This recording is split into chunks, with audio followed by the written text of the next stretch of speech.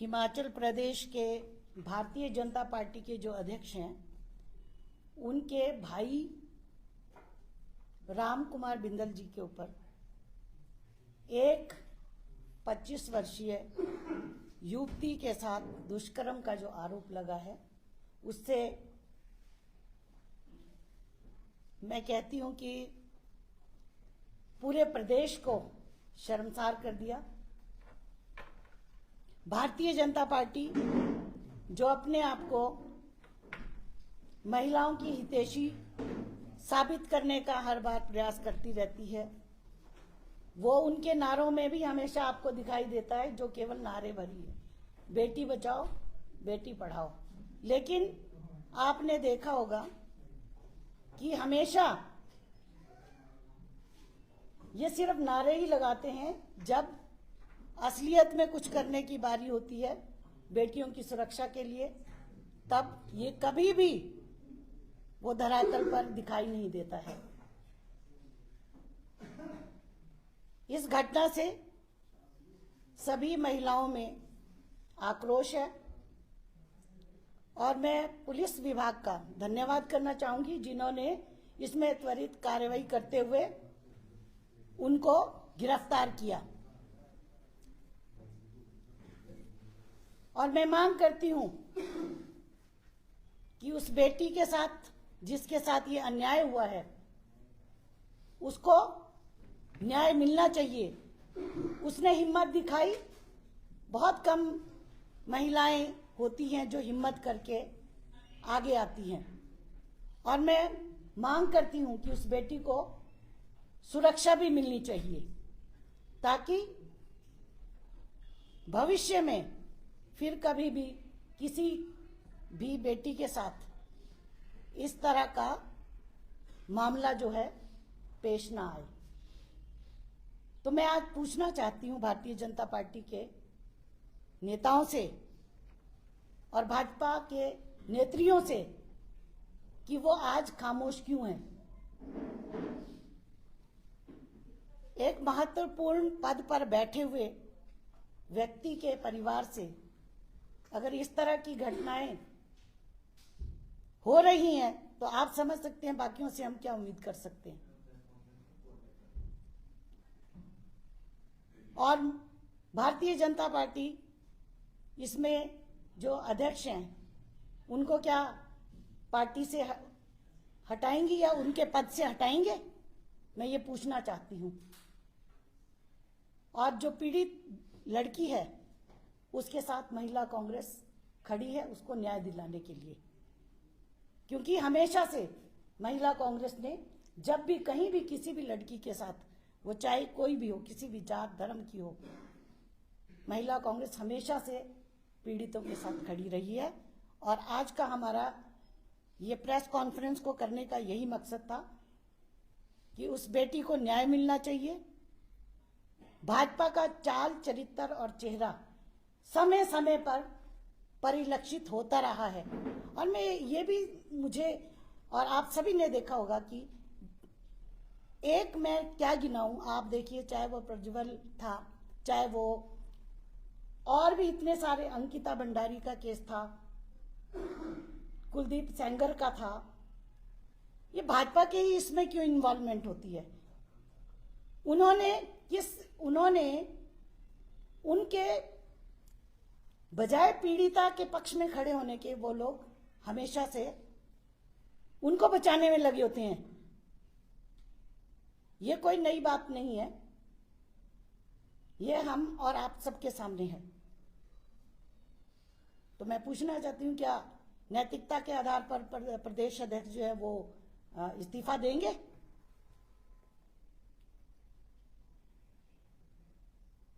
क्योंकि कथनी और करनी वो दिखाई देनी चाहिए, तभी समाज में एक संदेश जाएगा। केवल नारों से बेटी बचाओ बेटी पढ़ाओ काम चलने वाला नहीं है। अब तो एक ये, मुझे लगता है ये नारा बनाना चाहिए कि भाजपा से बेटी बचाओ।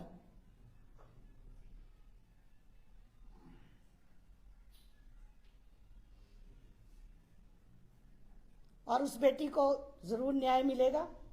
हम सब लोग उस बेटी के साथ हैं। कानून ने अपना काम किया है, पुलिस विभाग ने बड़ी अच्छी तरह से अपना कार्य करते हुए उसको गिरफ्तार किया है, और अब हम उस बेटी को न्याय दिलाने के लिए हम उसके साथ हमेशा खड़े रहेंगे। और हमारा एक फोकस ये रहेगा कि उस बेटी को सुरक्षा जरूर मिलनी चाहिए, क्योंकि ये बहुत ही हाई प्रोफाइल केस है। उसने हिम्मत दिखाई, उस बेटी ने, इतना ही बहुत बड़ी बात है। मैं यही कहना चाहती हूँ। ये भी चर्चा सामने आ रही है, बीजेपी महिला की पूर्व अध्यक्ष कह रही है कि ये राजनीतिक षड्यंत्र हुआ है बिंदल के खिलाफ। आरोप प्रत्यारोप से तो काम चलने का नहीं है। अगर पुलिस ने संज्ञान लेते हुए उनको गिरफ्तार किया है तो तथ्यों के आधार पर ही गिरफ्तार किया होगा ना। अगर वो उन्होंने कुछ नहीं किया है तो जांच होगी, जांच के बाद वो दोषी होंगे निर्दोष होंगे वो पता चल जाएगा। लेकिन आप लोगों में तो इतनी हिम्मत नहीं है कि इतना ही बोल दो कि उस बेटी को न्याय मिलना चाहिए। अगर लगा के इतना तो बोल सकते हैं ना कि अगर उस बेटी के साथ ऐसा हुआ है तो उसको न्याय मिलना चाहिए। है इतनी हिम्मत? नहीं। मैंने आपको अभी जितने उदाहरण दिए हैं, चाहे वो कुलदीप सेंगर का था, हाथरस का केस था, जितने भी केसेस हुए हैं उसमें उनका नाम क्यों आया? आप बताइए ना। केवल आरोप और प्रत्यारोप से काम चलने वाला नहीं है कि ये षड्यंत्र है। आज तक तो ये आरोप नहीं लगे, अब क्यों लगे? आप ये कहकर पल्ला नहीं झाड़ सकते। हमने हमेशा, मैं महिला कांग्रेस की बात करती हूं, जब भी महिलाओं पर अत्याचार हुआ, चाहे वो कोई भी हो, हमने अपनी आवाज को बुलंद किया, क्योंकि बेटी सबकी एक जैसी होती है। किसी भी बेटी के साथ अन्याय नहीं होना चाहिए।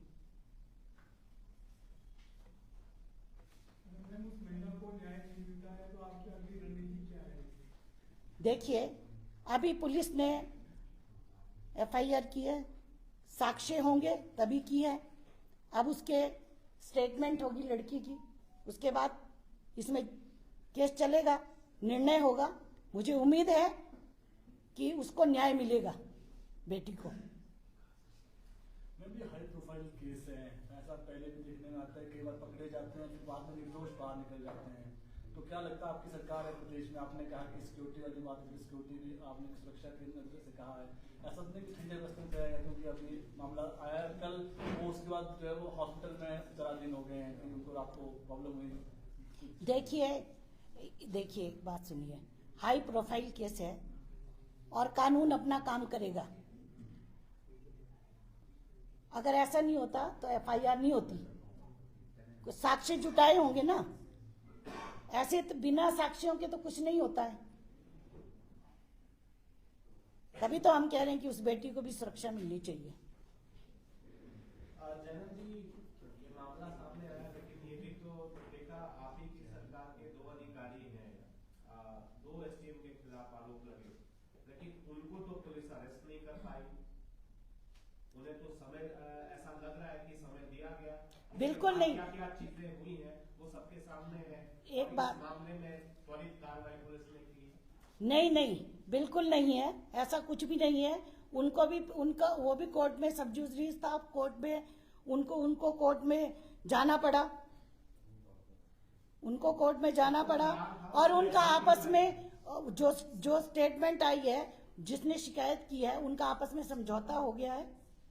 तो ये एक अलग बात है। सचिवालय में तलब कर लिया गया है, तो कांग्रेस का दोहरा मापदंड नहीं है? बिल्कुल नहीं, कोई दोहरा मापदंड नहीं है। तलब कर दिया गया है उन अधिकारियों को, तो यहाँ तो कांग्रेस पार्टी का दोहरा मापदंड, कोई दोहरा मापदंड नहीं है। सब जुडिस है, कोर्ट में चला है, कोर्ट डिसीजन देगी। अगर कल को उन दोनों पार्टियों में समझौता हो जाएगा तो कांग्रेस का क्या स्टैंड है? मेरी बात सुनिए, एक बात सुनिए, सब जुडिस जो जुडिशरी में होगा उसमें हम इंटरवीन नहीं कर सकते। अगर एफआईआर नहीं होती, पुलिस काम नहीं करे तो अलग बात बनती है। अगर पुलिस ही नहीं काम करे, आप जजमेंट में जाकर अपनी जजमेंट नहीं दे सकते। वो जुडिशरी का काम है। वो जुडिशरी जो जजमेंट देगी वो सर्वमान्य है। अगर नहीं वो संतुष्ट है उसमें तो वो अगले उसको स्टेप ले सकते हैं। तो ये कहना कि हमारा डबल स्टैंडर्ड है, ऐसा बिल्कुल भी नहीं है। अगर ऐसा होता तो हम लोग हमेशा से प्रेस में आकर ना बोलते और हम हमेशा पीड़ित के साथ नहीं खड़े होते। क्या आपको लगता है कि इसमें भी कोई दबाव की राजनीति होगी? आपने अपनी ही सरकार के समय में इससे पहले भी एक मार्च भी निकाला था विधानसभा तक, बीजेपी के विधायक पर आरोप लगे थे, पर आप भी पीछे हट गए। हम कोई पीछे नहीं हटे। कहाँ पीछे हटे हम, आप बताइए। अगर पीछे हटने की बात कहाँ आ गई? हम उनके लड़की के पक्ष में खड़े हुए, फिर उन्होंने आपस में डिसीजन लिया कि हम नहीं इकट्ठे रहेंगे। अगर ऐसा होता तो हम खड़े नहीं होते। हम एक केस में खड़े नहीं रहे, हम हर केस में महिला कांग्रेस जो है पीड़ित के साथ खड़ी रही है। जो पीड़िता है उससे मुलाकात करेंगे आप? हाँ करेंगे, बिल्कुल करेंगे।